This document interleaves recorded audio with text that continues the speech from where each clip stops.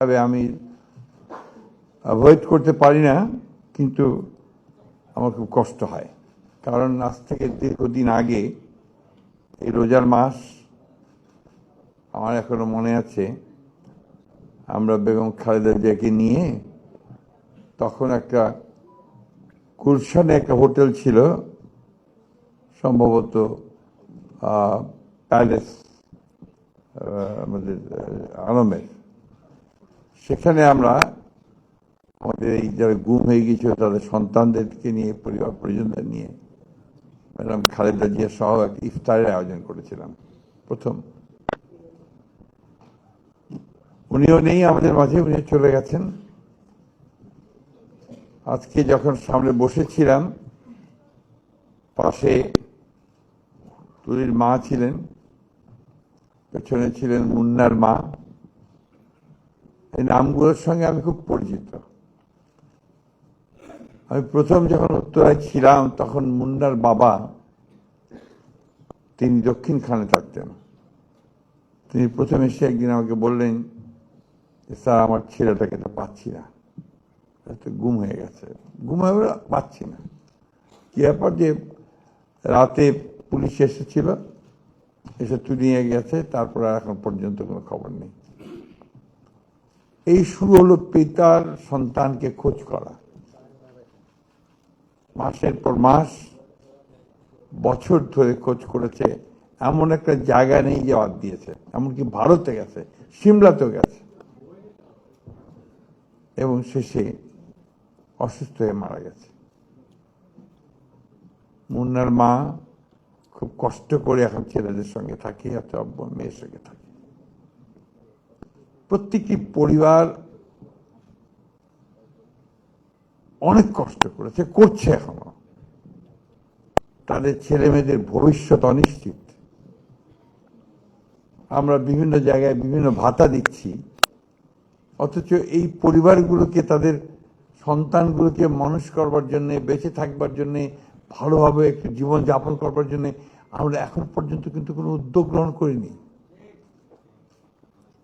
আমি আজকে আপনাদের সামনে বলছি যে আমি ফিরে গিয়েই আমি মাননীয় প্রধানমন্ত্রীর কাছে একটা চিঠি লিখব যে আমাদের এই পরিবারগুলোকে সরকারের তরফ থেকে ভাতা দেওয়াটা অত্যন্ত জরুরি, তাদের ভবিষ্যৎ, এটা তাদের প্রাপ্য।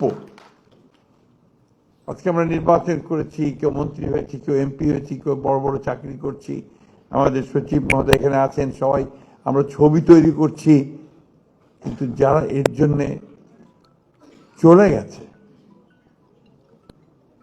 তারা কিন্তু, তাদের সন্তানরা একটা অনিশ্চিত ভবিষ্যতের মধ্যে পড়ে আছে। অন্তত এইটুকু বোধহয় আমরা করতে পারি যে তাদের ভবিষ্যৎটাকে একটু সুন্দর করার চেষ্টা করতে পারি, তাহলেই আমাদের সরকারে আসাটা সার্থক হবে। তা না হলে হবে না বলে আমি মনে করি। আমি বক্তব্য দীর্ঘ করবো না। আমি এই সারাটা সংগ্রামে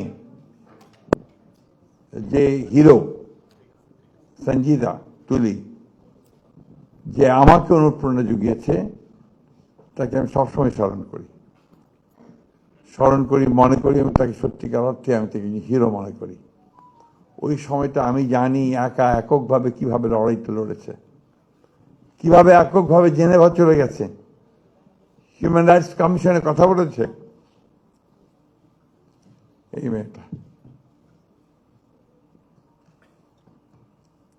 তখন কেউ কথাও শুনতে চাইতো না, ভয় পেত। রিয়ালিটি।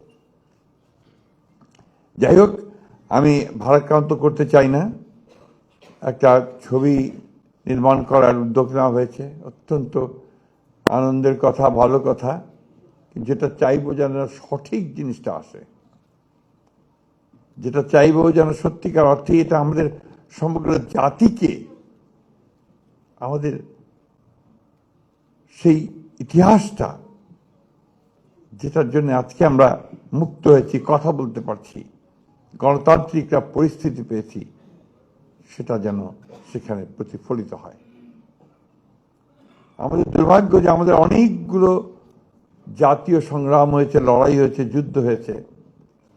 আমার কাছে মনে হয়েছে যে 52 ভাষা আন্দোলন ছাড়া আর কখনো খুব বেশি উচ্চমানের সাহিত্য বা কবিতা শ্রেণীর খুব একটা আসেনি আমার কাছে মনে হয়েছে।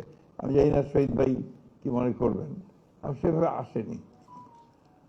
আমি আশা করব যে এবারকার যে লড়াইটা, যে সংগ্রামটা, যে আত্মত্যাগ, এই ব্যাপারে আমরা যে উদ্যোগগুলো নিচ্ছি সেই উদ্যোগ যেন সেই মানের যায়, সেই মানের হয়, যাতে করে আমরা গোটা পৃথিবীতে রিপ্রেজেন্টেড হতে পারি।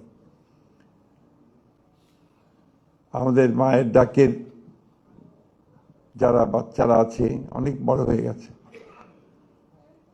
আমি ছোট্ট ছোট্ট দেখেছি, ছোটটা যখন আপনার এখানে দাঁড়িয়ে থাকতো, বিশ্রাম পেত না, চেয়ারের উপর দাঁড় করিয়ে দিতাম আমরা, ওখান থেকে সে বলতো আমি আমার বাবার হাত ধরেই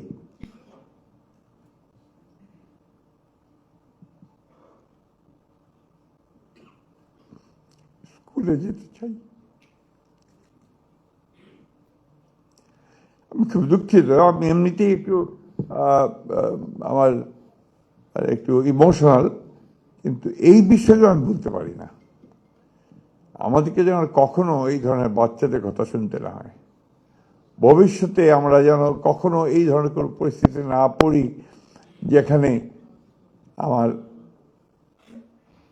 এই শিশুরা বলবে যে আমার বাবাকে হাত ধরে আমি স্কুলে যেতে চাই। কি ভয়াবহ! সবচেয়ে খারাপ লাগে কোথায় জানেন? যে আজকে সেই ফ্যাসিস্ট মহিলা বিদেশে বসে এতটুকু অনুশোচনা নেই, সমানে বাংলাদেশকে আবার স্থিতিশীল করার চেষ্টা করছেন, যেটাকে আমি মনে করি যে একটা ক্রিমিনাল অফেন্স, যেটা মানবতার বিরুদ্ধে একটা অফেন্স।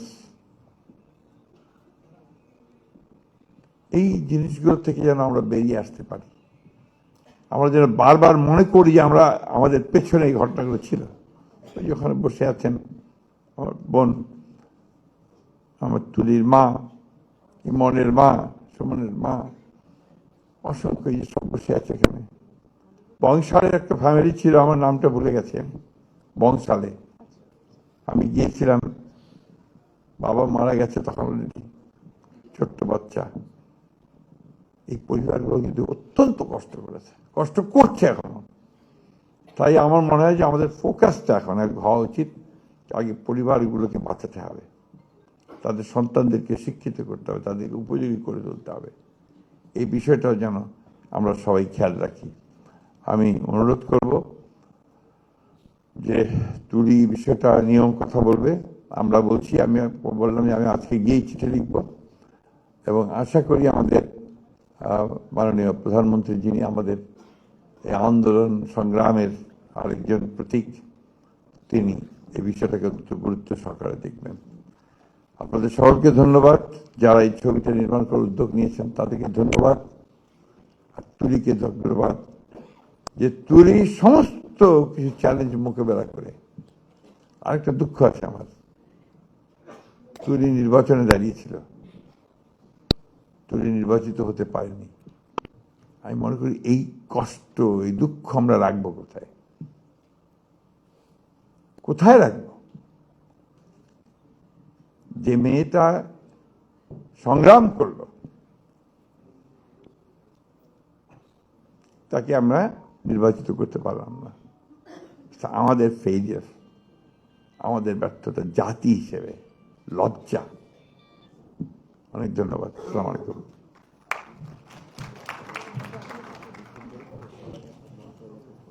ধন্যবাদ মাননীয় মন্ত্রী মির্জা ফখরুল হোসেন স্যারকে।